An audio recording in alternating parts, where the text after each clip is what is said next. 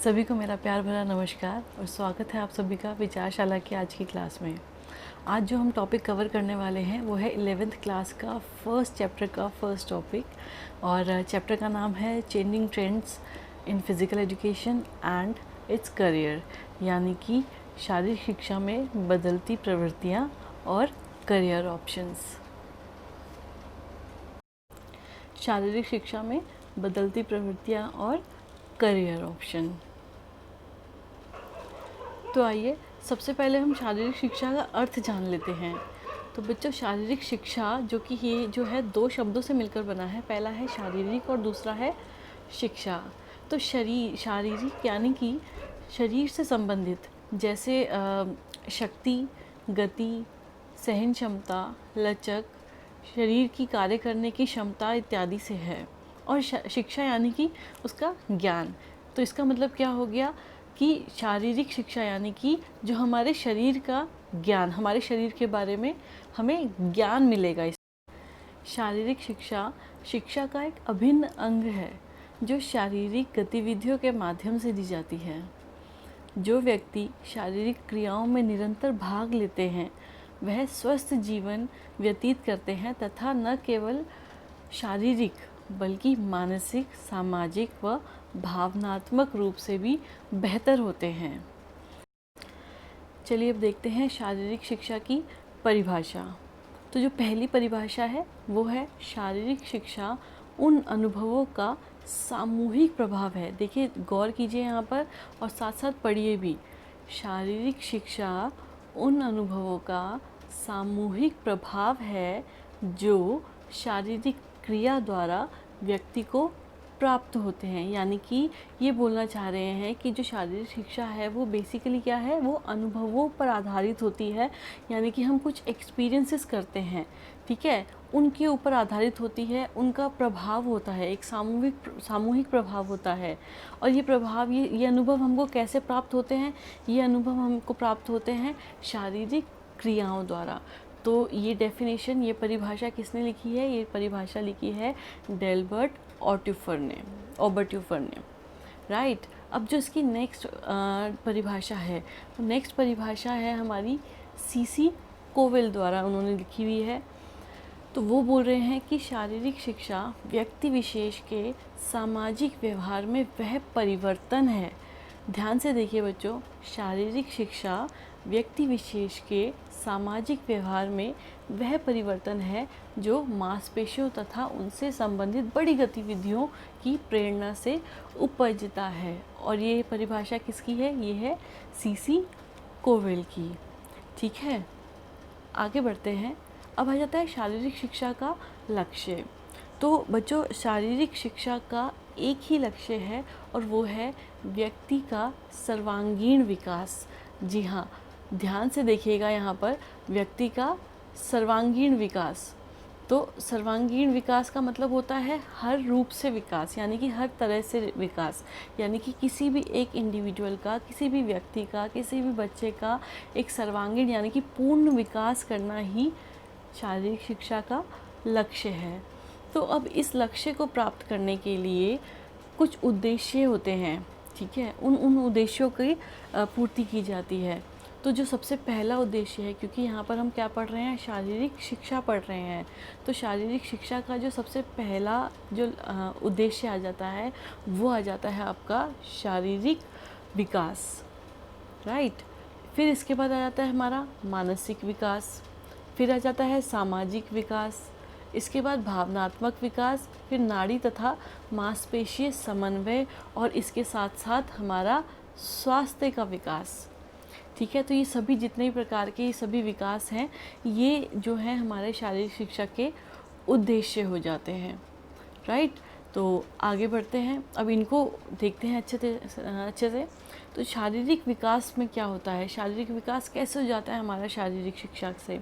तो बच्चों, जब हम शारीरिक क्रियाएं करते हैं तो उनका हमारे शरीर के विभिन्न संस्थानों, जैसे कि रक्त संचार, मांसपेशीय संस्थान, पाचन तंत्र, श्वसन संस्थान और बहुत सारे जितने भी हमारे संस्थान हैं, इन पर क्या प्रभाव पड़ता है और अच्छा प्रभाव पड़ता है, जिसके फलस्वरूप अंगों के आकार, रूप व कार्यक्षमता में बदलाव होता है। और यदि हमारे विभिन्न अंगों की कार्यक्षमता में वृद्धि होगी तो उसका प्रभाव हमारे स्वास्थ्य पर पड़ता है। हमारी मांसपेशियों का आकार बढ़ता है, क्रिया करने की क्षमता बढ़ती है, गति अच्छी हो जाती है, लचक अच्छी होती है और इन सभी चीज़ों में जो है वृद्धि होती है। तो इससे क्या होता है, हमारा शारीरिक विकास हो जाता है। ठीक है, अब हमारा आ जाता है मानसिक विकास। तो शारीरिक शिक्षा के कार्यक्रमों में कई ऐसी क्रियाएं होती हैं जो मस्तिष्क को जागरूक तथा एकाग्र बनाती है। शारीरिक शिक्षा में कुछ क्रियाएं ऐसी भी होती हैं जिनमें एकाग्रता में वृद्धि हो जाती है, जैसे कि योगा से हमारी एकाग्रता बढ़ती है और हमारी याद करने की क्षमता में भी वृद्धि होती है।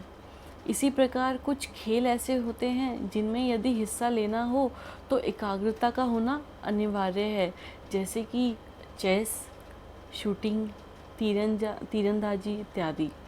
और आज शारीरिक शिक्षा अन्य विषयों की तरह ही एक विषय बन गया है जिसमें खेलने के तरीके, शरीर की रचना, संतुलित आहार इत्यादि सम्मिलित है।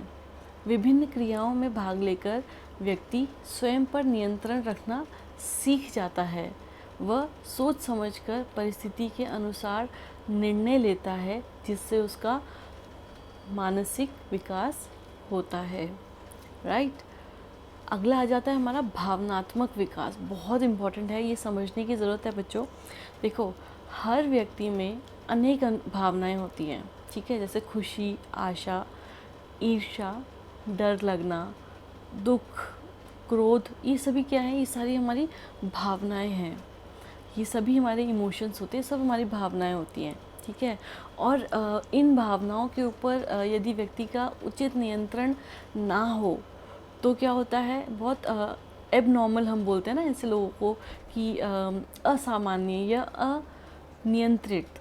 ठीक है, तो वो क्या होता है, असामान्य हो जाता है और जो कि सबके लिए हानिकारक होता है, उस पर्टिकुलर इंसान के लिए भी और उसके आसपास के लोगों के लिए भी, सभी के लिए हानिकारक होता है।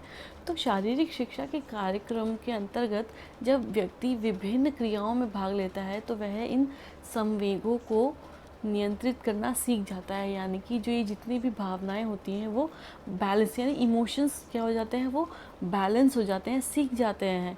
कोई भी बच्चा या कोई इंसान जब फिज़िकल एक्टिविटीज़ में, फिज़िकल एजुकेशन की एक्टिविटीज़ में पार्टिसिपेट करता है, एक्टिवली पार्टिसिपेट करता है, खेलता है, कूदता है, उसके कार्यक्रमों में भाग लेता है, तो उससे क्या होता है, उसको भावनाओं पर नियंत्रण करना आ जाता है। राइट। अब आगे बढ़ते हैं, सामाजिक विकास। शारीरिक क्रियाओं द्वारा खिलाड़ी परिस्थितियों के अनुसार समायोजन करते हैं। विभिन्न खेल गतिविधियों में भाग लेने से व्यक्ति कई अन्य खिलाड़ियों से मिलता है व मित्रता की भावना विकसित होती है। शारीरिक शिक्षा सहयोग, सम्मान, संयम, खेल की भावना इत्यादि गुणों को सीखने का अच्छा स्रोत होता है। इन्हीं गुणों के द्वारा समाज में एक अच्छे तथा स्वस्थ वातावरण का निर्माण भी होता है। जब भी बच्चे फिज़िकल एक्टिविटीज़ में, गेम्स में, स्पोर्ट्स में, खेलकूद में, इस तरीके के किसी कार्यक्रम में भाग लेते हैं तो क्या होता है, कई तरीके की परिस्थितियाँ उत्पन्न होती हैं और उन परिस्थितियों के अनुभवों से, यदि आपको याद हो तो हमने एक डेफिनेशन, परिभाषा में भी अनुभवों के बारे में पढ़ा था। तो हम कई तरीके के ऐसे अनुभव करते हैं, कई तरीके की ऐसी परिस्थितियाँ होती हैं और फिर उन परिस्थितियों में हम उस एक पर्टिकुलर रिएक्शन देते हैं, हम उस तरीके से एक्ट करते हैं। तो इससे क्या होता है, उस अनुभव से हम सीखते हैं। क्या क्या सीखते हैं, कई तरीके के ऐसे अनुभव होते हैं जहाँ पर हमें मित्रता की भावना आती है, जहाँ, और कई तरीके के ऐसे भी अनुभव होते हैं जहाँ पर हमारे को हम कई सारी चीज़ें की किससे किस तरीके का व्यवहार करना है, सभी के साथ एक समान, एक टीम में अगर हम खेल रहे हैं तो सभी खिलाड़ी एक समान होते हैं। तो इससे क्या होता है, सामाजिक विकास होता है बच्चों का या उस पर्टिकुलर एक इंसान का, व्यक्ति विशेष का। नाड़ी तथा मांसपेशीय समन्वय। तो बच्चों ये थोड़ा सा समझने की कोशिश कीजिएगा मेरे साथ साथ और कोशिश कीजिए पढ़ें भी। तो ये कह रहा है कि शारीरिक क्रियाएं नाड़ी व मांसपेशीय संस्थान के बीच बेहतर, ये नाड़ी है, नाड़ी, ठीक है। शारीरिक क्रियाएं नाड़ी व मांसपेशीय संस्थान के बीच बेहतर समन्वय स्थापित करने में सहायक होती है और नियमित शारीरिक क्रियाएं करने से शरीर के उचित गति प्रदान होती है, जिससे हमारा प्रतिक्रिया समय कम हो जाता है। प्रतिक्रिया समय मतलब कि आपका रिएक्शन टाइम, प्रतिक्रिया समय रिएक्शन टाइम, यानी कि हम कितनी जल्दी किसी भी एक्शन के लिए हम रिएक्ट करते हैं, रिएक्शन देते हैं हम किसी भी, कितनी जल्दी हम रिएक्ट करते हैं, तो वो समय कम हो जाता है। कैसे? जब हम बहुत रेगुलर प्रैक्टिस करते हैं, रेगुलर फिज़िकल एक्टिविटीज़ में, शारीरिक क्रियाओं में भाग लेते हैं, तो हमारा रिएक्शन टाइम, प्रतिक्रिया समय अच्छा हो जाता है, कम हो जाता है, हम जल्दी प्रतिक्रिया करते हैं। तो शारीरिक क्रियाएं हमारे नाड़ी व मांसपेशी संस्थान की कार्यकुशलता में भी वृद्धि करती है, जिसके कारण शारीरिक ऊर्जा का उचित उपयोग होता है और थकान भी कम महसूस होती है। ठीक है, तो यहाँ पर क्या है? नाड़ी और मांसपेशीय समन्वय। तो शारीरिक क्रियाएं करने से हमारा ये समन्वय अच्छा हो जाता है, जिससे क्या होता है? हमारे को थकान भी कम महसूस होती है, क्योंकि हमारे शरीर में जो भी ऊर्जा होती है, जितनी भी हमारी एनर्जी होती है, उसको अच्छी तरीके से और उचित उसका हम उपयोग कर पाते हैं। राइट। तो अभी इसमें नेक्स्ट आ जाता है आपका स्वास्थ्य का विकास, और ये हमारा यहाँ का अभी आखिरी उद्देश्य है। तो स्वास्थ्य का विकास देखिए बच्चों, शारीरिक शिक्षा व्यक्ति में स्वास्थ्य संबंधी अच्छी आदतों का विकास करती है। शराब, धूम्रपान और नशे की आदत जैसी स्वास्थ्य के लिए खतरनाक बुराइयों और उनसे होने वाले हानियों के बारे में शारीरिक शिक्षा में बताया जाता है, तथा ताकि व्यक्ति स्वस्थ जीवन शैली अपना सके और विभिन्न प्रकार के रोगों से स्वयं को दूर रख सके। और शारीरिक शिक्षा के कार्यक्रम में व्यक्ति में चिंता, दबाव और तनाव को काफ़ी हद तक कम करते हैं, ताकि व्यक्ति का स्वास्थ्य और बेहतर हो सके। और सीधे सीधे अगर हम देखें, यदि किसी भी व्यक्ति का शारीरिक विकास हो रहा है, मानसिक विकास हो रहा है, भावनात्मक विकास हो रहा है, जो कि सबसे ज़्यादा महत्वपूर्ण हो रहा है आज के समय में, बच्चों में, हम में, व्यक्तियों में, कई सारे लोगों में भावनात्मक ये इम्बैलेंस रहते हैं, इमोशनल डिसबैलेंस रहती हैं बहुत सारी चीज़ें, है ना। तो ये शारीरिक क्रियाएं करने से क्या होता है? हमारा भावनात्मक विकास भी होता है, यानी कि संवेगों को हम नियंत्रण में रख पाते हैं। तो जब ये सारे विकास हो रहे हैं, सारी समन्वय अच्छा हो रहा है, सामाजिक विकास हो रहा है, तो एक व्यक्ति का स्वास्थ्य का भी विकास होगा ही होगा। राइट। तो ये हैं हमारे शारीरिक शिक्षा के उद्देश्य। और हमारा शारीरिक शिक्षा का लक्ष्य क्या था?